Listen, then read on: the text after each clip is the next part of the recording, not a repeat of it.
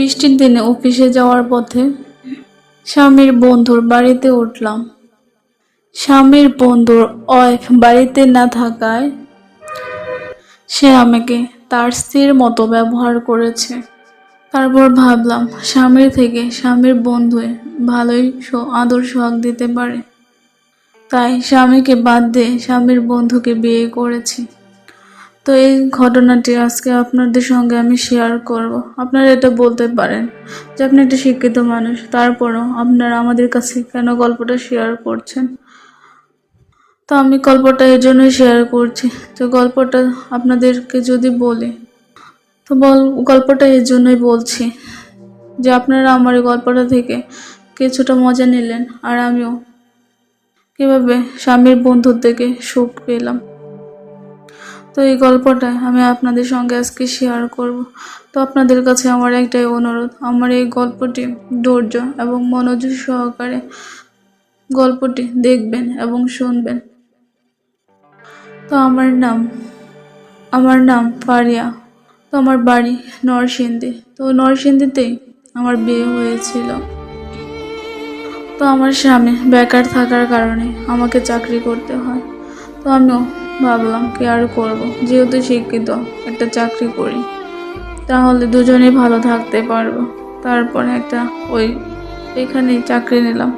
তো চাকরি করতেই থাকি। চাকরি শুরু করলাম, নিয়মিত অফিসে যাই এবং আসি।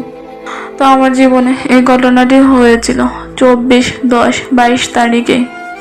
তো সেদিন চিত্রাঙ্গনের প্রভাবে ভারী বৃষ্টিপাত হচ্ছিল, সেটা আপনারা সবাই জানেন। তো ঠিক 10টার দিক দিয়ে আমি অফিসে যাচ্ছিলাম। তো যাওয়ার পথে প্রচণ্ড বৃষ্টি। তো বৃষ্টিতে আমি পুরোই ভিজে গিয়েছিলাম।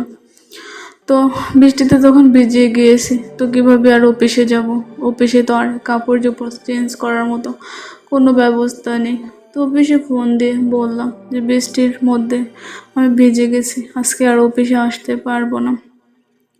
তারপর অটোতে বসে চিন্তা ভাবনা করলাম যে এখন এত বৃষ্টি, ঝড় শুরু হয়ে গেছে, তো কিভাবে বাড়িতে যাব?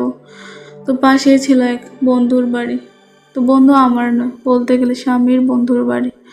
তো আমি সেদিন ওই বাড়িতে গিয়ে উঠলাম, যেহেতু কাছাকাছি ছিল বাড়িটা। তো বাড়ির ভেতরে যখন গিয়ে প্রবেশ করি দেখে আমার স্বামীর বন্ধু ঘরের মধ্যে ঘুমিয়ে আছে। বৃষ্টির দিন কি আর করা, ঘুমিয়ে তো থাকা। তো সে ঘুমিয়ে আছে। তো আমি বাড়ির ভেতরে গিয়ে দেখলাম বাড়িতে আর কেউ নেই। তো আমিও ভিজা কাপড়ে কতক্ষণ থাকবো। তো আমিও আমার স্বামীর বন্ধুর বইয়ের আলনা থেকে একটা কাপড় নিলাম। তারপর সেই কাপড়টা পরিধান করে শরীর মুছতে লাগলাম। তেমন সময় আমার স্বামীর বন্ধু যেই ঘরে শুয়েছিল সেই ঘরে এসে বসলাম। তো তাদের একটা মাত্রই ঘর, যার কোনো রুম নেই যে গিয়ে বসবো।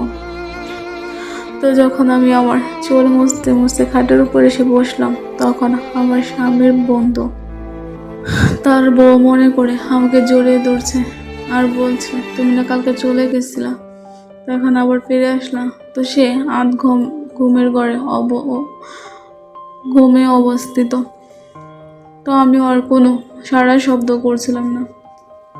তো এর মধ্যে দিয়ে সে অনেক কথা বলছে, কিন্তু কি আর বলবো, আমি কথা বলা শুরু করার আগে সে আমাকে চুপ করে থামিয়ে দেয়।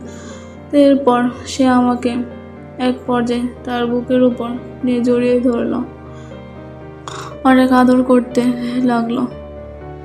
তো এক পর্যায়ে সে আমাকে অনুমুক্ত করে ফেললো। তারপর কিছুক্ষণ তো জড়িয়ে ধরার পর সে আমাকে কানে, ঠোঁটে, গালে কিস করতে শুরু করে দিল। তো আমিও তখন নিজেও উত্তেজিত হয়ে গেলাম। একটা অচেনা পুরুষের স্পর্শে মেরে নাকি আরো বেশি কাতর হয়ে যায়। তারপর আমিও তাকে জড়িয়ে ধরলাম, কিন্তু অনেক কথা বলার চেষ্টা করছিলাম, কিন্তু কিছুতেই বলতে পারছিলাম না। কেননা বলার আগে সে আমার মুখ চেপে ধরছে যে আজকে কিছু হবে না, বৃষ্টির দিন, শুধু আনন্দ হবে। এই বলে সেও আমাকে একটা একটা করে কাপড় খুলতে শুরু করলো। তো সে এক পর্যায়ে আমার সঙ্গে খারাপ কাজ করতে লাগলো। তো আমিও খুব মজা নিতে থাকলাম। আরও বৃষ্টির দিন, শুয়ে থাকাটাই অনেক ভালো। স্বামী স্ত্রী যেখানে থাকে বৃষ্টির দিনে আনন্দ হয়। তো এভাবে সে আমার সঙ্গে প্রায় 1 থেকে 1.5 ঘন্টা যাবৎ খেললো। তো খেলার পর আমি চিন্তা করলাম আমার স্বামীর থেকে স্বামীর বন্ধু ভালোই দিতে পারে। তো আমি সেদিন অনেক সুখ পেয়েছিলাম।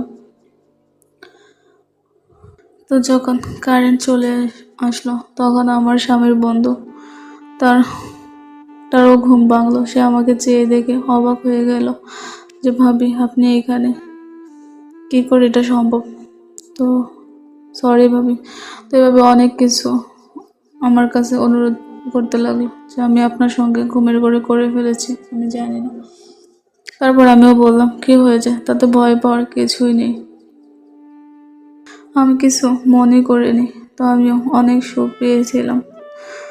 তুমি তো তোমার বন্ধুর চাইতে অনেক ভালোই দিতে পারো। তো যদি জানতাম তোমার বন্ধুকে রেখে তোমাকে আগে বিয়ে করতাম, তো যেই কথা সেই কাজ। কিছুদিন এভাবে চলার পর আর ভালো লাগে না, তখন মন চাইতো সারাদিন তার সঙ্গেই থাক। তারপর আমি আমার স্বামীকে ডিভোর্স দিই, আমি আমার স্বামীর বন্ধুকে বিয়ে করি। তো স্বামীর বন্ধুর সঙ্গে এখন সুখে শান্তিতে জীবন কাটাচ্ছি। আপনাদের জানা নেই মানুষের মন আকাশের রং কখন যে পরিবর্তন হয়ে যায় সেটা কেউ জানে না। তো এই ছিল আমার জীবনের গল্প। আজকের মতো এখানে শেষ করলাম। আসসালামু আলাইকুম।